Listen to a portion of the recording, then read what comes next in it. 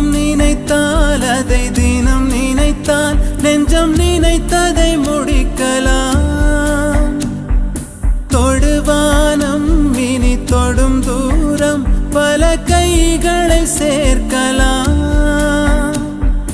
விதை விதைத்தால் நெல்லை விதை விதைத்தால் அதில் கள்ளிப்பு முளைக்குமா?